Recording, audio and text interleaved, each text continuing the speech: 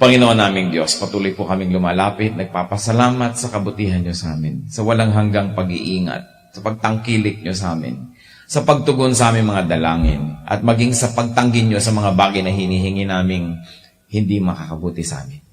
Salamat, Panginoon, kayo gano'n na lang ang malasakit, na marunong din kayong tumanggi sa hinihiling na iyong mga anak, kung alam niyo ito ay hindi makabubuti o hindi pa tama ang panahon.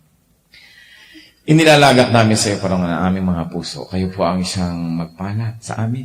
Nawa, Panginoon, sa aming pananahimik, pakikinig sa iyong tinig, hindi lang namin kayo marinig, kundi masunod din. Kayo nga po ang magbigay ng kapayapaan sa bawat isa. Nang aming mga puso ay magkaroon ng katahimikan upang marinig namin ang iyong tinig. Natigilan naming pakinggan ang aming mga sarili, mga tinig, ang aming mga hinihiling, mga reklamo sa buhay, kundi kami manahimik at makinig sa inyo. We ask you, Holy Spirit, to lead us, to open our eyes and ears, to give us eyes that see what must be seen, and ears that must hear what must be heard. We ask you, enable us to understand the mysteries of the Word of God. Ama naming Diyos, kayo lang po ang kinikilala naming tunay na speaker. So be our speaker today, O God. Use your servant, but glorify only yourself. And may we hear nothing but your voice. No one else's but yours alone. At nawa, Panginoon, kayo po'y malugod, dumalo yung pagpapala mula sa inyong puso patungo sa amin. At kami naman maging pagpapala sa inyo, sa inyong pangalan, at sa mga taong nakapaligid sa amin. We rebuke you, evil one, and we reject and rebuke any work of evil, any falsehood, any lies, and we welcome only your liberating truth, O Father. Speak to your people. We are the sheep of your pasture. We are your flock. We are your church. Lead us. Speak to us. Feed us. We seek you confidently in Jesus' beautiful and mighty name. Blessedness according to the New Testament. Meron po tayong 7 paraan ng mapapala tayo ng Diyos sa pag-uusapan ngayon. Isa dito, what does it mean to be blessed? First, to be blessed is to believe in God's Word. Believing in God's Word is blessedness. Luke 1:45, blessed is she who has believed what the Lord has said to her will be accomplished. This is in reference, of course, to the Virgin Mary, na sinasabi dito, pinagpala siya na naniwala na ang sinabi ng Diyos sa kanya ay matutupad nga. So Mary was called blessed precisely because of this, because she believed. Sabi niya, paano naman po ako magdadalang tao? Ayoko isang dalaga, paano mangyayari yan? Ayoko na may walang relasyon na physical kahit kaninong lalaki. Subalit, sabi ng anghel, kasi sabi ng Diyos, ito'y matutupad. Kaya sabi niya, bayaan niyo pong matupad. So let it happen to your handmaiden. Mary was called blessed precisely because she believed. Why? Because believing opens the door to the accomplishment of God's will. Pag naniwala tayo sa sinasabi ng salita ng Diyos, bumubukas yung pinto para matupad yung sinasabi niya. Pero kahit sinasabi niya yon, kung di natin paniniwalaan, napakalaking ng pagkakataon na hindi yun mangyayari. Ibigin man ng Diyos mangyari, kung hindi naman natin gustong mangyari sa ating buhay, hindi natin pinaniniwalaan, wala pa rin mangyayari. Kailangan ang pananampalataya. So blessed are they that believe in God's Word. Because there are many people who have a lot of belief, who have a lot of faith, but they believe in wrong objects. They believe in the words of men and women. They believe in the words of cult leaders. They believe in the words even of evil spirits spoken through human beings. They believe in words of their visions and their fantasies. But to believe in God's Word. So there are 2 objects here that are important. First is to believe, and then the object of that belief. Maniniwala ka, tapos sino yung pinaniniwalaan? Maraming mapaniwalain, subalit naliligaw sapagkat ang pinaniniwalaan ay hindi naman ang salita ng Diyos. Marami naman na nandiyan yung salita ng Diyos, pero hindi nila pinaniniwalaan, kaya wala rin mangyayari. Another blessedness is hearing and obeying God's Word. Luke 11:28, he replied, blessed rather are those who hear the Word of God and obey it. There was one particular woman who shouted from the crowd, sabi niya kay Jesus, blessed are the breast that you sucked, and the womb that bore thee. Referring again to the Virgin Mary. Sabi, pinagpala ang dibdib na yung sinusuhan at ang sinapupunan na nagluwal sa'yo. At sumagot si Jesus, ang pinagpala ay yung mga nakakarinig at sumusunod sa salita ng Diyos. Sapagkat nung paman ang mga tao, marami na silang mga ginagawa na mga fantasies about Mary and her status of blessedness. Of course, she was blessed, no doubt, and all generations will call her blessed. But the Lord fine-tuned the meaning of blessedness. Sabi niya, ang pinagpala ay yung mga nakaririnig at sumusunod sa salita ng Diyos. Blessedness comes to those who obey what they hear from God's Word. Many people hear God's Word, but sad, many people don't get to hear. Sadder still, there are people who get to hear, but stop at hearing and do not proceed to obeying. Why is it blessedness to obey? Because blessedness or obedience uncovers God's plans. Blessedness uncovers God's surprises or obedience. Pag sumunod ka sa Diyos, nalalaman mo, totoo pala. Parang instruction sa mga recipe, parang instruction sa mga manual ng mga electronics. When you obey the instructions, you realize that, the instructions are right. And the whole thing works because you followed the instruction. So pag sinusunod natin yon, doon pa lamang natutupad yung mga gusto mangyari ng Diyos. Kaya yung mga iba, sabi nila, ang sawa na ako sa Christianity, pupunta na ako sa ibang religion. Kaya marami, especially sa Western Hemisphere, going back to religiosity, but mga Eastern spirituality na galing sa mga, of course, even Christianity is Eastern and Judaism, but what we mean are other Eastern religions, nagiging very appealing ngayon to many people because they have not actually tasted and experienced Christianity that works. Because probably they have only heard but not obeyed. Kaya nagkakaroon sila ng disillusions about Christianity.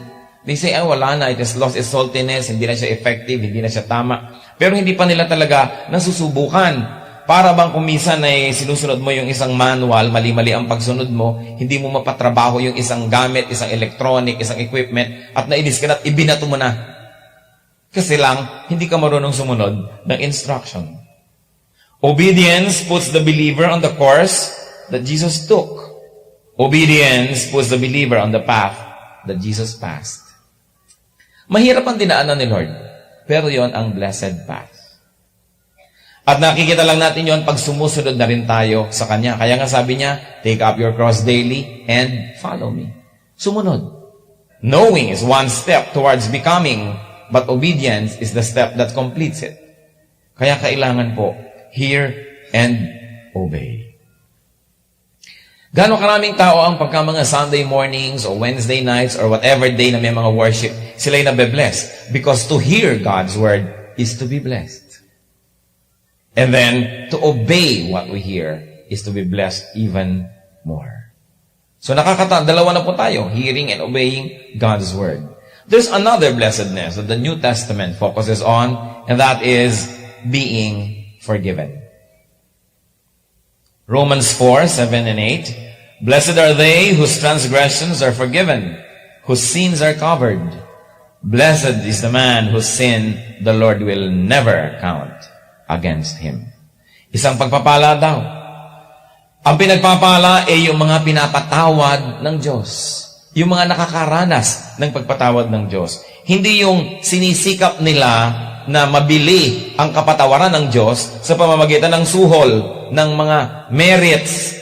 Sabi nila, kaya ako gumagawa ng mabuti para mapatawad naman ako. Kaya ako gumagawa ng ganito, kaya ako nagtitika, kaya ako nagiging religyoso para mapatawad naman ako. Hindi yun ang makakatanggap ng blessedness. Blessedness is received by those who repent. And yet God, in His graciousness, has this unexplainable, unfathomable capacity to forgive. Kaya ang mga talagang pinagpapala ay hindi lang yung nagbabayad ng utang, kundi yung pinatatawad na lang at sinasabing, sige, huwag mo nang bayaran. At ganun po tayo mga Kristiyano, nung tinanggap natin si Kristo bilang Panginoon at tagapagligtas, hindi na tayo magbabayad doon sa impyerno ng ating mga kasalanan sapagkat binayaran na ni Jesus. Kaya siya ay ating tagapagligtas. Kaya napaka-importante po isipin natin, Lord, you are really great. Alam niyo po, dalawang flavors ng religion sa buong mundo, sa buong history. There are probably, I always like to dichotomize two types of religions. One, of course, one type is people are the savior of themselves, so they try to earn merits to be saved. And the other is biblical Christianity, where salvation is received free through faith in Jesus. Therefore, Jesus is the savior and not the persons. There's another dichotomy ng mga relihiyon. Isa po dyan, religion number 1, ang Diyos nila ay laging galit at laging binibigyan ng offering, laging inaalo-alo, inaamo-amo. You try to appease God, who is angry, who is always constantly seeking sacrifices. And there's another religion, number 2, and this is Christianity, where God Himself ang siyang nag-offer. Jesus offered Himself for redemption of the believers. Sa kayo nakakita ng pananampalataya na yung Diyos mismo ang gumagawa ng offering. At ang inoffer pa niya, hindi pera, hindi anything, sarili niya. God offered Himself for the redemption, for the salvation, for the well-being of those who believe or will believe in Him and have believed in Him. Kaya nakikita po natin, ibang-iba talaga ang Christianity. And we are not patronizing ourselves dahil lamang tayo Christians. Try to analyze, even from a very philosophical point of view, all other religions, the people are the ones paying for their way and ticket to paradise or comfort or salvation. But Christianity is different because God Himself became a human being and paid with His own blood and with His own life for the redemption, for the salvation, para sa kaginhawahan, kaligtasan ng mga mananampalataya. Ibang-iba.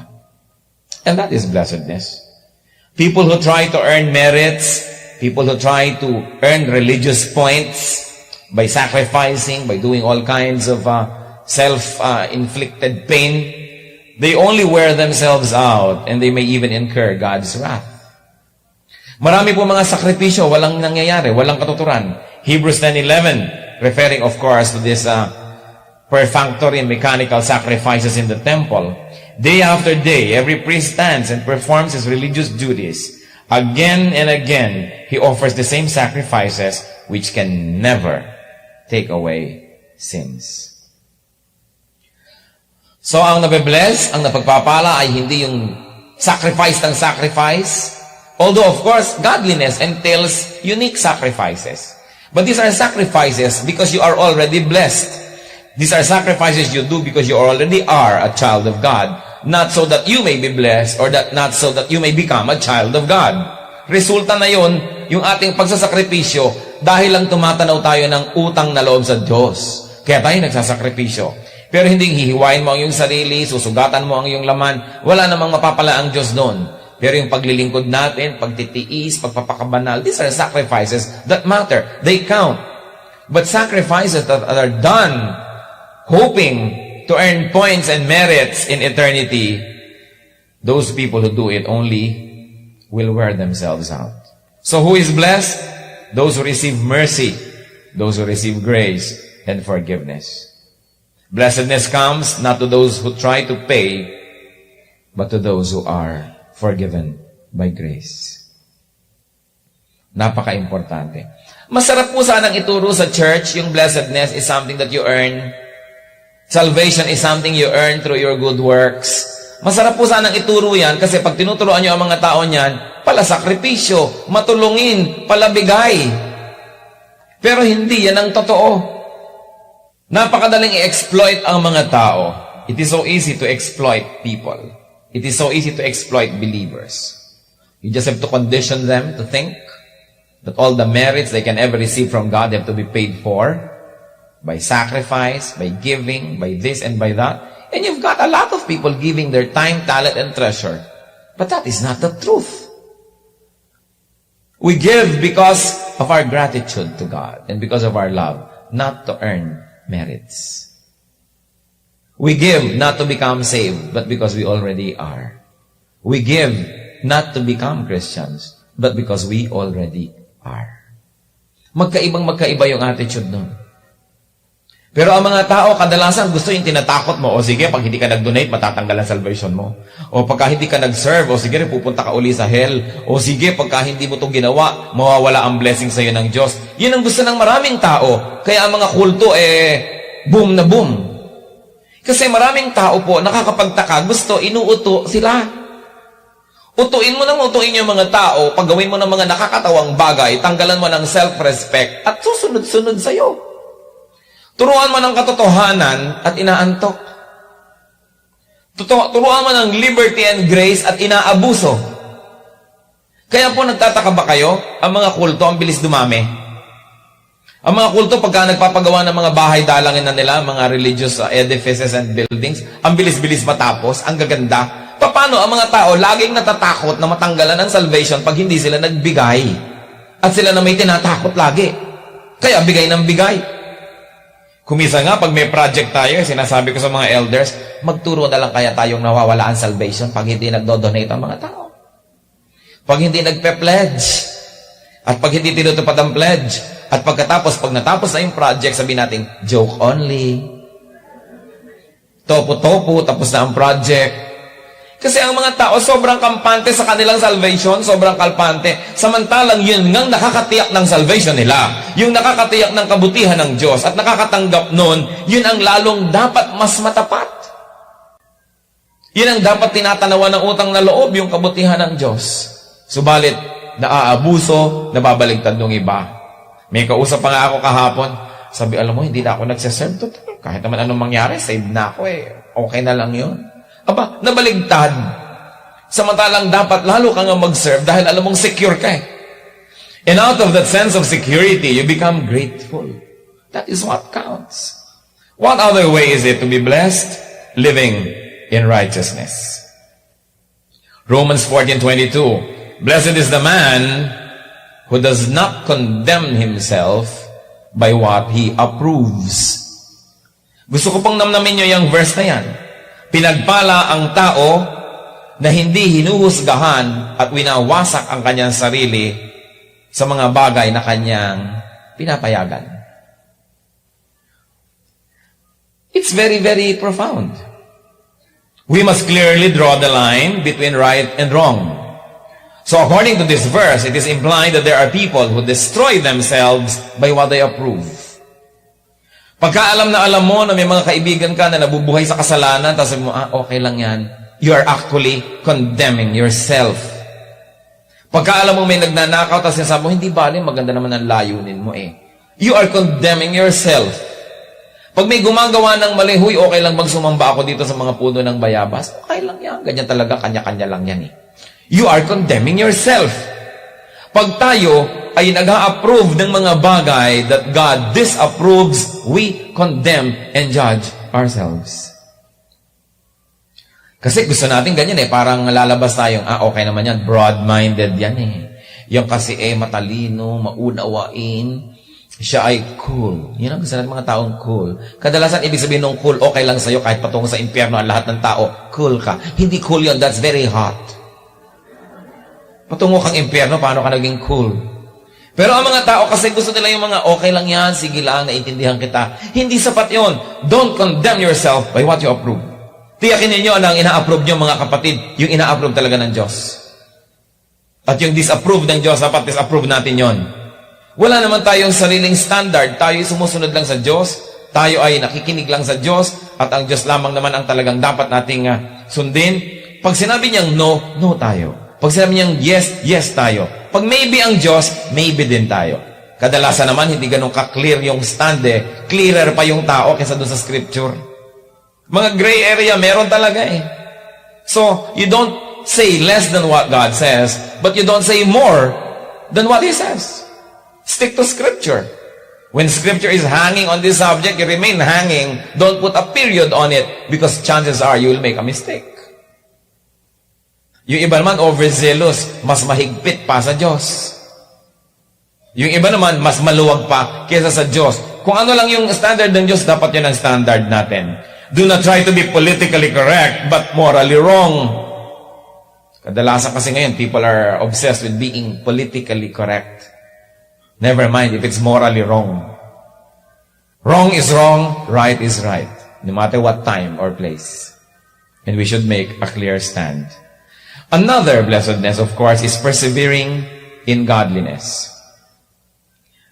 James 1:12, blessed is the man who perseveres under trial, because when he has stood the test, he will receive the crown of life that God has promised to those who love Him. Huwag po natin kakalimutan yon, that we persevere under trial. Dumarating yung mga trial, hindi para tayo ilugmok, kundi para tayo ibangon. Trials can make, and trials can break.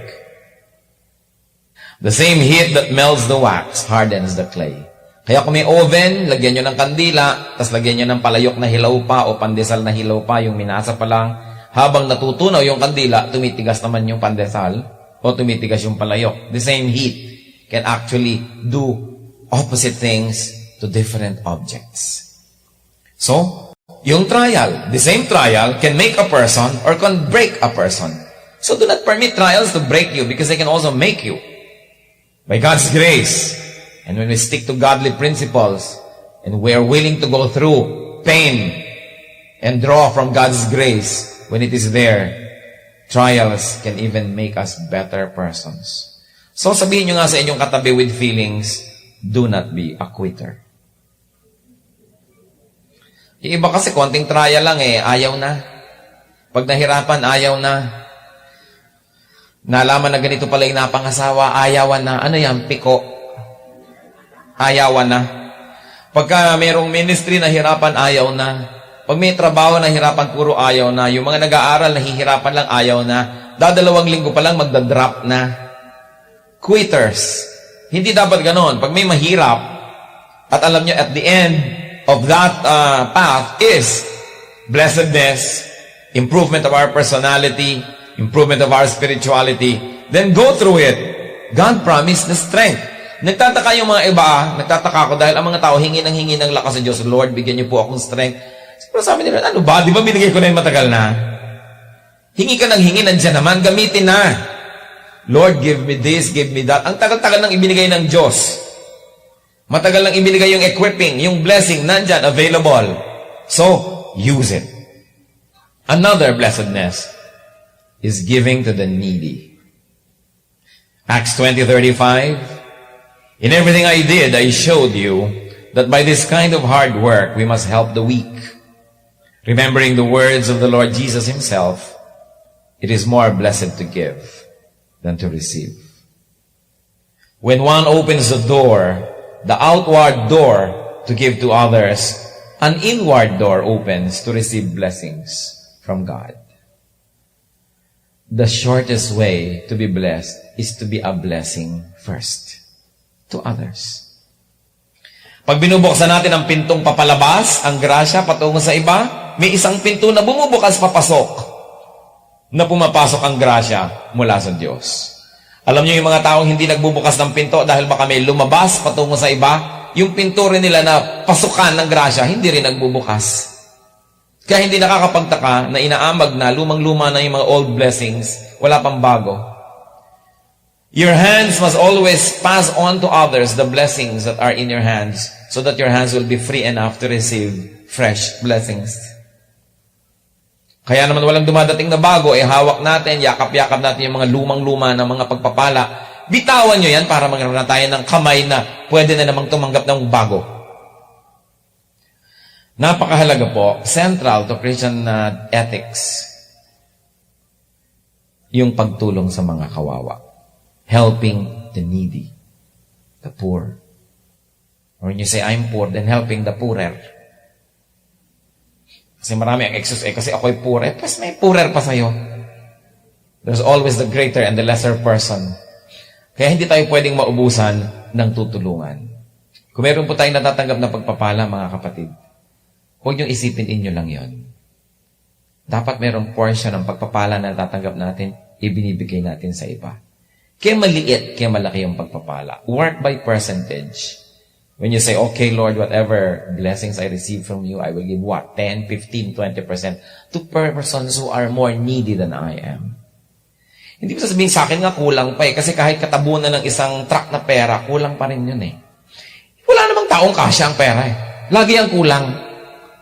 Ang pagbibigay sinusukat hindi sa ating kasobrahan, kundi sa ating kakulangan. Nakakapagbigay ka pa. Yun ang Kristiyano. And think of people. We're surrounded. Kumisan, mga masarili magkakapatid. Yung kapatid mo ang hirap-hirap, tapos ikaw lang yung meron. Yung anak mo ang ganda-ganda ng itsura, tapos yung mga pinsan, mga mukhang yagit. Parang kapintasan mo rin yun, kasi pamangkin mo rin yun eh. Di po ba? Kung ang ayos-ayos ang itsura ng mga anak mo, tapos yung mga pamangkin mo, mga mukhang hinugot sa kunsan, actually, kapintasan mo rin yun. Mapipintasan ka pa nga ng iba. Ano ba naman ito? Yung anak niya sobrang naalala, tapos yung mga pamangkin at mga kung ano-ano, hindi na. So, kitang-kita mo pa yung difference lalo na. Dapat tinutulungan din natin yon. Ang pagpapalang ibinibigay sa atin ng Diyos, hindi lang yan para sa atin.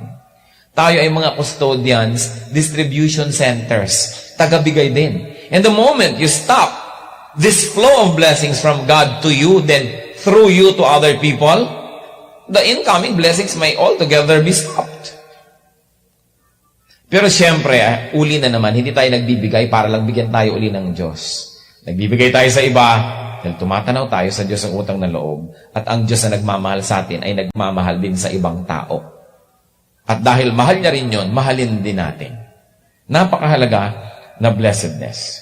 We keep only what we give away. And finally, number 7, ano pa po ba ang isang blessing from the New Testament? Reading prophecy, meaning reading the Revelations. Revelations 1:3, blessed is the man, the one who reads the words of this prophecy. And blessed are those who hear it and take to heart what is written in it. Ang hirap maintindihan niyang revelation. Hindi siya madaling basahin, pero malinaw ang sinabi ng anghel, pinagpapala ang mga nagbabasa, umuunawa, at sumiseryoso sa laman ng aklat na ito. And when people study prophecy, when they study the revelations, guided by the Holy Spirit, and by the other books of the Bible, and by historical reading and guidance of the church, then you get to know the general framework of how things will become. Then you don't get seduced by all of these exotic ideas of end-time prophets.